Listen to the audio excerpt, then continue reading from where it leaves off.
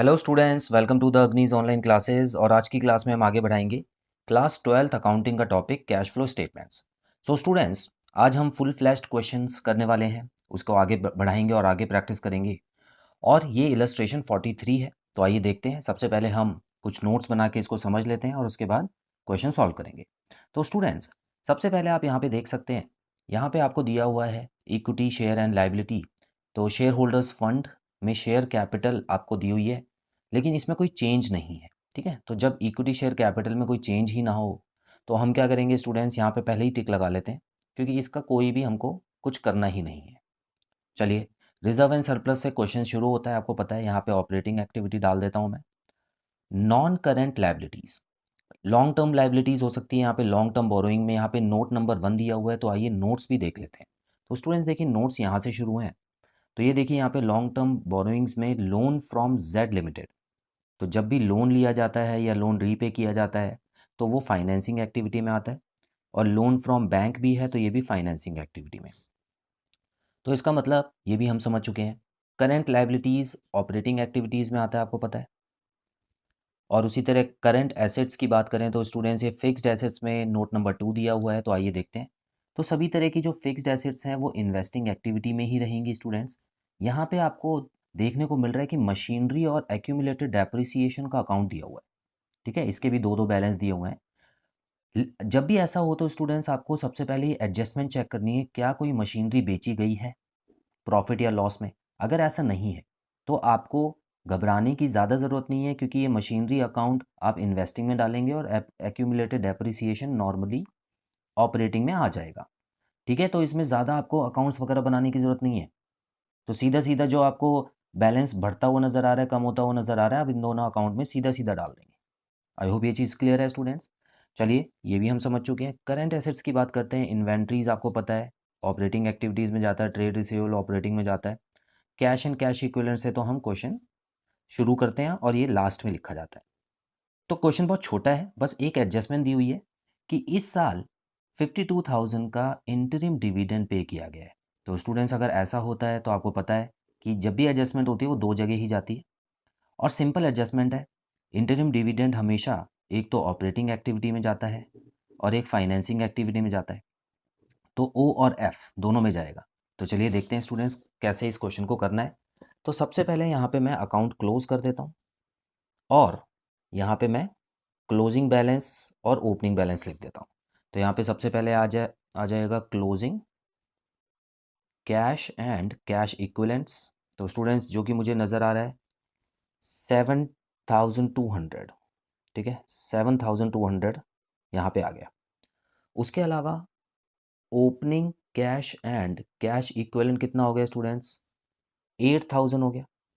तो यहाँ पे अगर मैं ध्यान से देखूँ तो 800 रुपये कम हो रहा है। ठीक है, क्योंकि ओपनिंग वाला ज़्यादा था, क्लोजिंग वाला कम है, तो 800 रुपये से गिर रहा है बैलेंस। तो यहाँ पे नेट डिक्रीज इन कैश जो आएगा -800, जो है वो मेरा आंसर आना चाहिए तीनों एक्टिविटीज़ को मिला के। तो आइए जल्दी से शुरू करते हैं स्टूडेंट्स। तो सबसे पहले मुझे पता है कि ऑपरेटिंग एक्टिविटीज़ जो होती है वो यहाँ से शुरू करनी है। ठीक है, मेरे पास जगह थोड़ी कम है, तो इस वजह से मैं क्या कर रहा हूँ, यहाँ पे ऑपरेटिंग एक्टिविटीज़ का टॉपिक डाल दिया है। क्वेश्चन शुरू करूँगा सरप्लस से। सरप्लस में कितना बैलेंस नज़र आ रहा है, देखिए 2,000 रुपये से बैलेंस बढ़ा है, तो ये लीजिए 2,000 रुपये मैं यहाँ पे लिख दूँ। उसके बाद इसमें से कुछ चीज़ें ऐड होती हैं, कुछ चीज़ें लेस होती हैं। अब ज़्यादा चीज़ें हैं नहीं, तो मैंने आपको बताया था स्टूडेंट्स, सबसे पहले पॉइंट में हम सिर्फ और सिर्फ प्रोविज़न फॉर टैक्स या इंटरिम डिविडेंड, फाइनल डिविडेंड, ऐसी चीज़ें प्लस माइनस करते हैं। यहाँ पे डेप्रिसिएशन मत कर देना अभी, यहाँ पे डिविडेंड आपको दिया हुआ है। तो ये जो इंटरिम डिविडेंड का अमाउंट है स्टूडेंट्स, ये जो अमाउंट है ये यहाँ पे आके ऐड हो जाता है। तो सबसे पहले 52,000 यहाँ पे ऐड हो जाएगा। इसके अलावा क्या कुछ दिया हुआ है, डेप्रिसिएशन यहाँ पे नहीं होगा स्टेप में, वो अगले स्टेप में होता है। तो यहाँ और कुछ नहीं है ऐसी चीज़, तो मैं क्या कर रहा हूँ स्टूडेंट्स, सीधा 54,000 यहाँ पे लिख रहा हूँ। और ये हमारा आ गया है net profit before tax and extra ordinary items. अच्छा, इसमें भी कुछ चीज़ें ऐड और लेस होती हैं। अब यहाँ पे आपको डेप्रिसिएशन करना है। ठीक है। डेप्रीसिएशन जो है वो यहाँ पर कितने से बढ़ रहा है, तो आप देख सकते हैं 18,000 से डेप्रीसिएशन में फ़र्क आ रहा है, तो इसका मतलब यहाँ पे 18,000 और ऐड हो जाएगा। ठीक है। उसके अलावा भी कुछ है, देख लेते हैं स्टूडेंट्स। डेप्रीसिएशन के अलावा अगर कोई यहाँ पर लॉस हुआ होता खरीदते बेचते समय मशीनरी को, या हमको गुडविल दिया होता है, एमोर्टाइजेशन ऑफ गुडविल, तो ये सब आता है। तो यहाँ पर ऐसा कुछ भी नहीं है।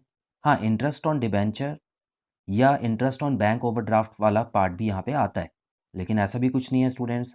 तो सीधा सीधा हम डेप्रीसिएशन को भी यहाँ पर ऐड कर देंगे। सॉरी, मैंने ब्रैकेट लगा लिया गलती से। तो 18,000 का डेप्रीसिएशन यहाँ पे ऐड हो जाएगा। तो स्टूडेंट्स ये वाला जो अब अमाउंट बन जाएगा ऐड होने के बाद, तो ये बन गया 72,000। और ये क्या है? वैसे तो नॉर्मली इसको हम बोलते हैं operating profit before working capital changes. ठीक है, operating profit before working capital changes. इतना क्लियर है? अब इसमें भी कुछ चीज़ें ऐड होती हैं, लेस होती हैं। क्या क्या ऐड होता है स्टूडेंट्स? जब भी करंट एसेट्स में कोई फ़र्क आता है, लाइबिलिटीज़ में कोई फ़र्क आता है, तो वो ऐड और लेस होता है। तो करंट लाइबिलिटीज़ की बात करें तो स्टूडेंट्स यहाँ पर 10,000 रुपये से बढ़ रही है, तो इसका मतलब ऐड होगा इंक्रीज इन ट्रेड पेबल्स। 10,000 रुपये हमको मिल गए हैं। उसके अलावा यहाँ पर हम देखेंगे इन्वेंट्रीज जो हैं वो कम हो रही हैं, तो इसका मतलब ये भी ऐड होता है students. In decrease in inventory, decrease in inventory 6,000 रुपये से कम हो रही है, तो ये लीजिए 6,000 यहाँ डाल दिया मैंने। ट्रेड रिसीवेबल जो है वो बढ़ रहा है, तो ऐसे में स्टूडेंट्स ये डिक्रीज इन ट्रेड रिसीवेबल ये लेस होता है। और कितने से? 6,800, 6,800। ठीक है, तो चलिए टिक भी लगाते रहते हैं। ठीक है, कहीं भूल ना जाएं। तो यहाँ पे देखिए इन्वेंट्रीज पे टिक लगा दिया मैंने, ट्रेड रिसीवेबल पे लगा दिया है, कैश एंड कैश इक्विवेलेंट का यूज़ पहले से ही कर चुका हूँ, ट्रेड पेबल भी हो चुका है ख़त्म। क्लियर है? अच्छा, उसके अलावा अभी तक कुछ होना है? करंट एसेट्स और करंट लाइबिलिटीज़ के अलावा कुछ तो नहीं दिख रहा मेरे को, तो यहाँ पर मैं क्या करूँगा स्टूडेंट्स, इसको भी टोटल कर लेता हूँ। तो ये अगर आप टोटल करेंगे तो आपका पॉजिटिव बैलेंस आएगा 9,200। कितना आ गया स्टूडेंट्स? देखिए 16,000 में से 16,800 माइनस करेंगे तो 9,200 आएगा। और ये भी ऐड होने के बाद कितना हो जाएगा?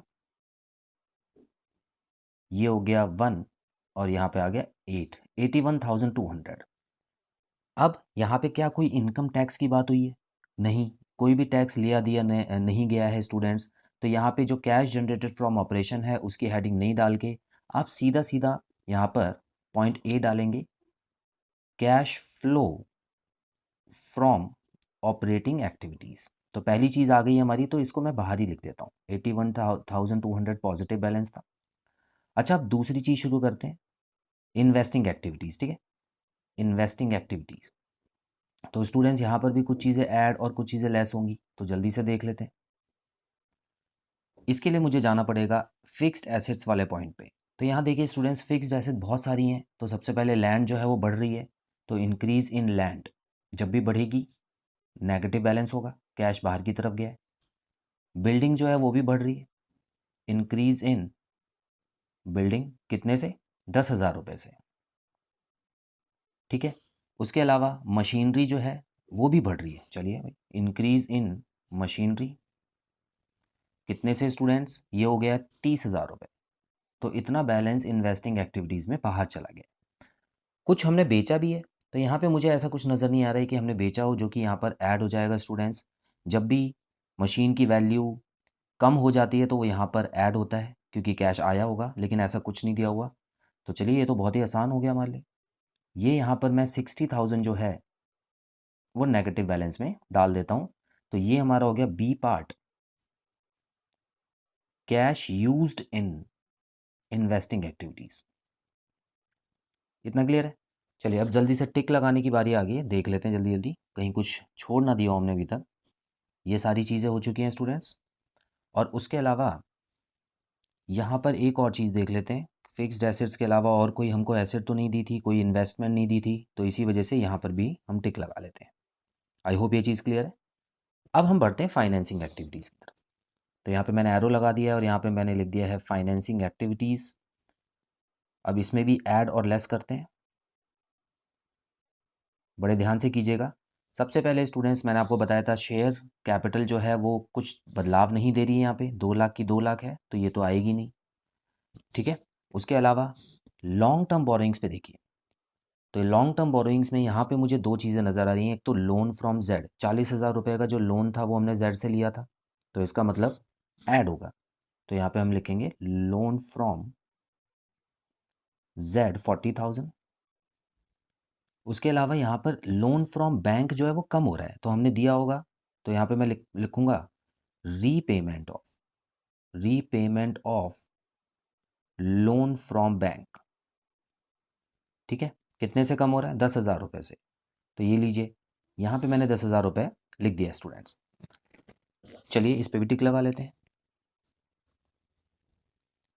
तो इसका मतलब स्टूडेंट्स लॉन्ग टर्म बोरोइंग्स वाला टॉपिक भी खत्म हो चुका है। तो यहाँ पे मेरे को नज़र आ रहा है सारी चीज़ें मैंने ऑलरेडी लिख दी हैं, कोई ऐसी पॉइंट नहीं है जो छोड़ा हो, है ना। एक बार अच्छे से चेक कर लेना, आपको 2-3 बार चेक करना पड़े तो आप कीजिएगा, स्टार्टिंग में टाइम लगेगा, एंड में आपकी प्रैक्टिस हो जाएगी। एक और चीज़ बची है स्टूडेंट्स, जो कि मैं आपको बता रहा था कि 52,000 का जो इंटरिम डिविडेंड है वो 2 जगह जाता है, तो एक जगह तो यहाँ पे चला गया और दूसरी जगह फाइनेंसिंग में भी आपको दिखाना होगा, और डिविडेंड पे किया है तो आपको लेस ही करना होगा, इंटरिम डिविडेंड पेड 52,000, ठीक है। इसको इग्नोर मत करना, गलती से छूट जाता है कभी कभी, लेकिन आप जब ये टोटल कर रहे होंगे तो आपको पता लग जाएगा, क्योंकि आपका आंसर जब -800 नहीं आएगा तो समझ आ जाएगा आपको कहीं ना कहीं कोई पॉइंट छोड़ा है, तो फिर आप एक बार चेक कर लीजिएगा। अब यहाँ पे स्टूडेंट्स अगर मैं टोटल करता हूँ तो यहाँ पे देखिए -62 आ रहा है, ठीक है, और यहाँ पे 40,000 है जो कि ऐड ऐड हो रहा है। अच्छा, तो मेरा आंसर क्या आना चाहिए? यहाँ पे -22 होना चाहिए। 62 में से 40 गए तो 22,000 नेगेटिव बैलेंस आना चाहिए। इसका मतलब सी जो है कैश यूज्ड इन फाइनेंसिंग एक्टिविटीज, ठीक है। चलिए अब हम इसको ज़रा टोटल करके देख लेते हैं ज़रा रफ में। देखिए नेगेटिव बैलेंस जो है वो बड़ा है, तो इसका मतलब यहाँ पे 60 और 22 को प्लस करेंगे तो 82 तो आ गया। अब इसमें से मैं 81,200 माइनस कर रहा हूँ, तो स्टूडेंट्स देखिए ध्यान से, 800 मेरा आ चुका है, और नेगेटिव बैलेंस क्योंकि बड़ा था इसी वजह से जो मेरा आंसर भी है वो नेगेटिव में ही आएगा। तो इसका मतलब जो हमने क्वेश्चन किया है बिल्कुल सही है पूरी तरह, इसमें कोई भी गलती नहीं है। तो स्टूडेंट्स इस तरह के आपको क्वेश्चंस आ सकते हैं एग्जाम में। एक एडजस्टमेंट वाला मैंने कराया है, आगे जाके हम 2 एडजस्टमेंट और 3 एडजस्टमेंट्स वाले भी करेंगे। तो स्टूडेंट्स आज की क्लास में इतना ही, बहुत जल्द मिलते हैं अगली क्लास में नए क्वेश्चन के साथ। Till then bye bye.